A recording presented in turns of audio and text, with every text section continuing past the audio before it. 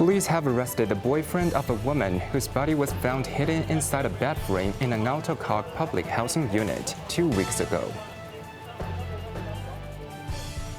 Health Chief Lo Chung-mau says public emergency room visits by the two lowest triage categories fell 24% after new fees take effect. And a suspected new scam farm is sited near the Cambodia border, raising fresh concerns that criminal rings are quietly regrouping.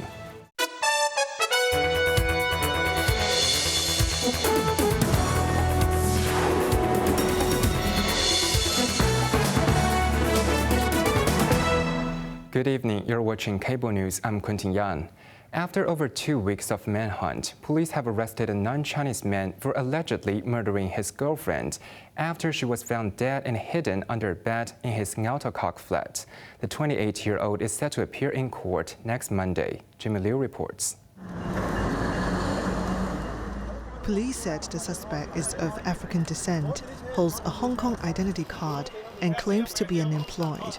He's facing 1 count of murder and is scheduled for first mention at Kwun Tong Magistrates Court next Monday.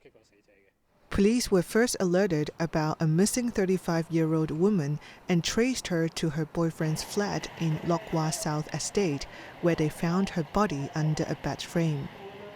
The carcasses of 4 pets, including 3 dogs and a cat, were also found.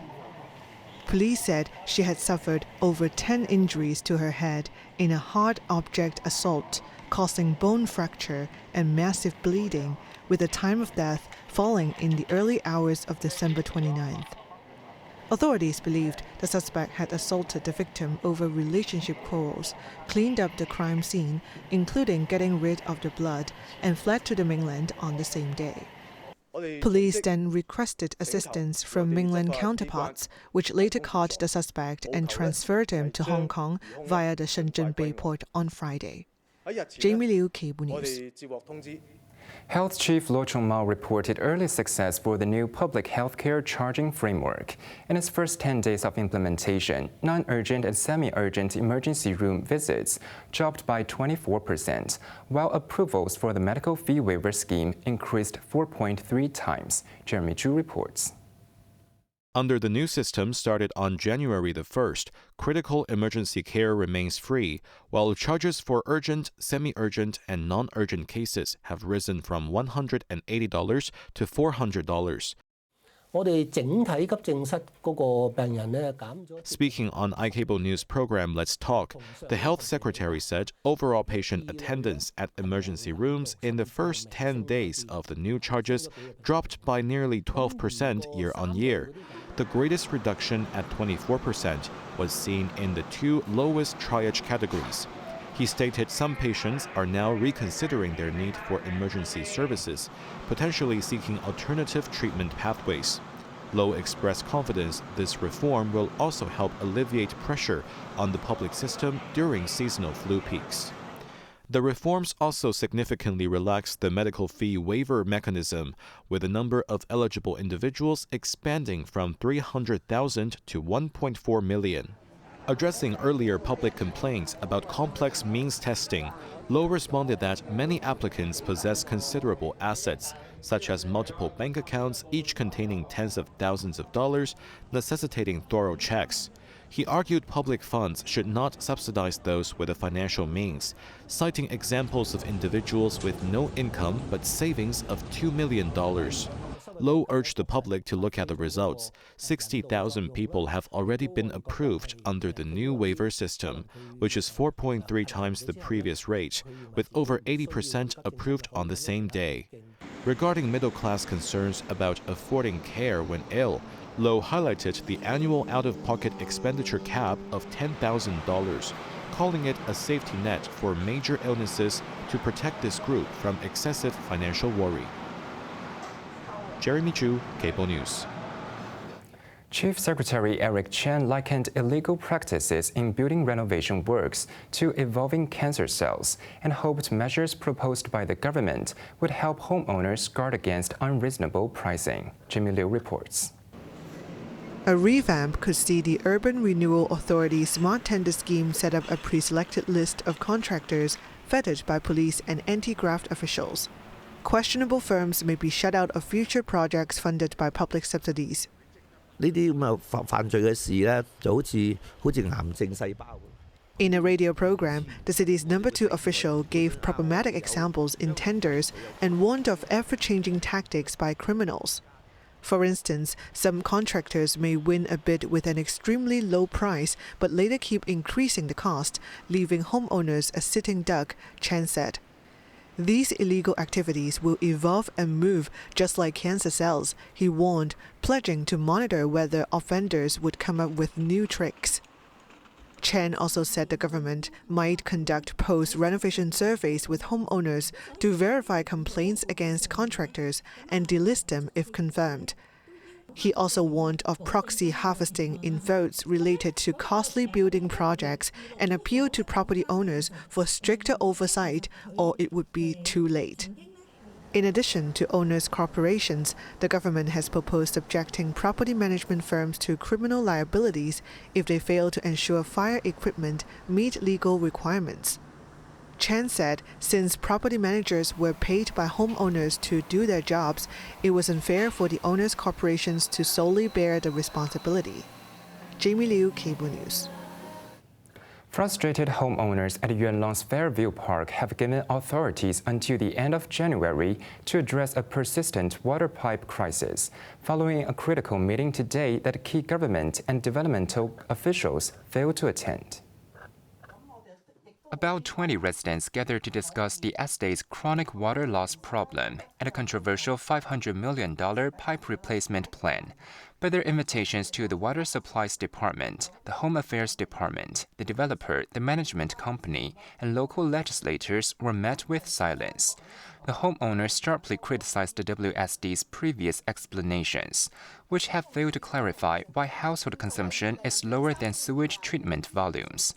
They are demanding full transparency of data to find the true source of the loss, including potential water theft, and clarity on whether the developer's original pipework violated the land lease.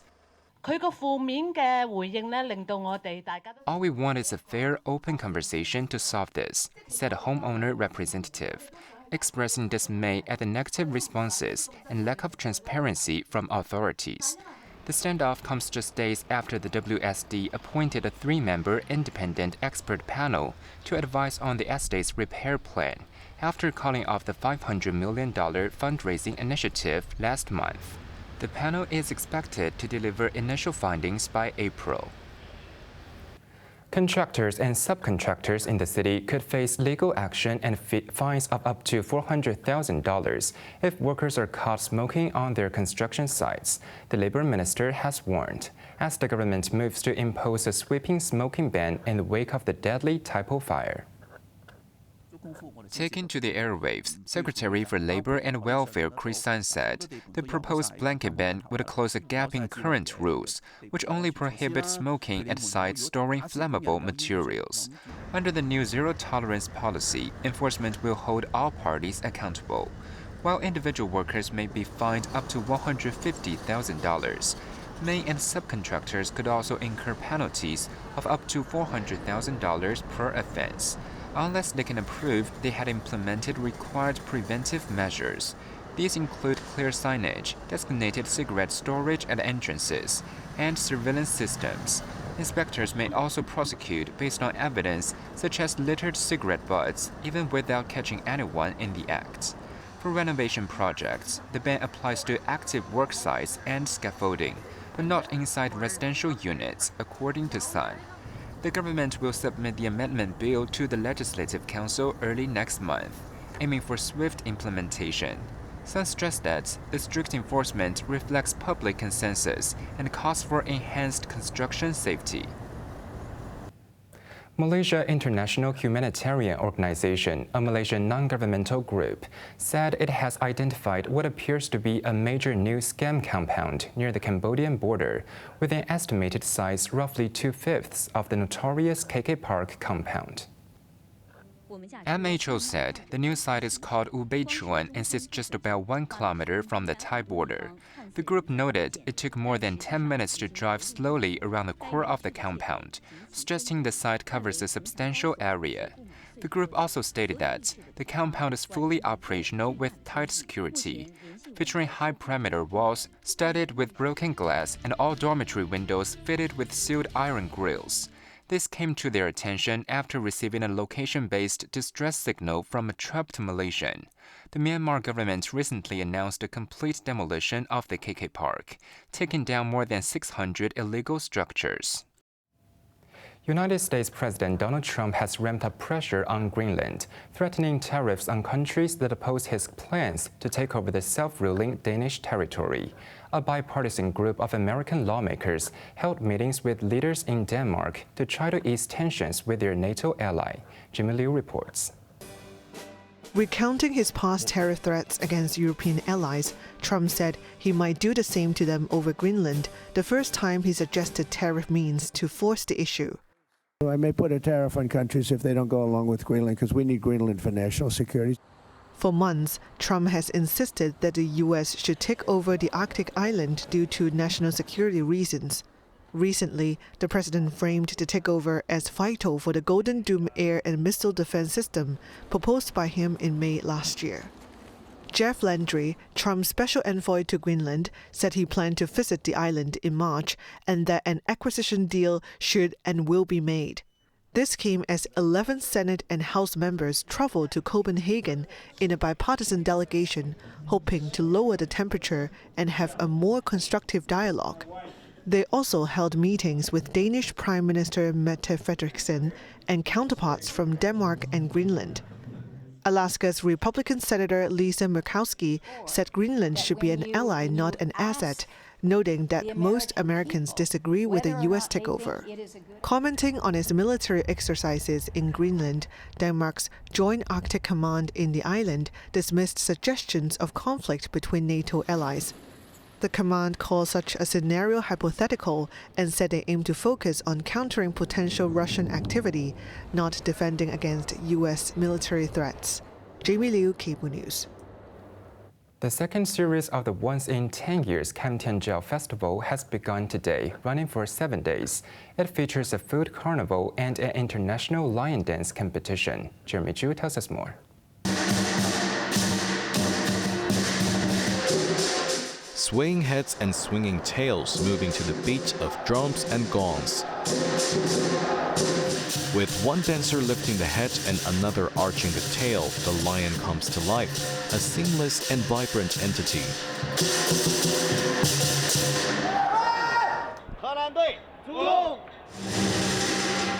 These lion dance troupes have gathered from far and wide, including mainland, all vying for the honorable title of Lion King.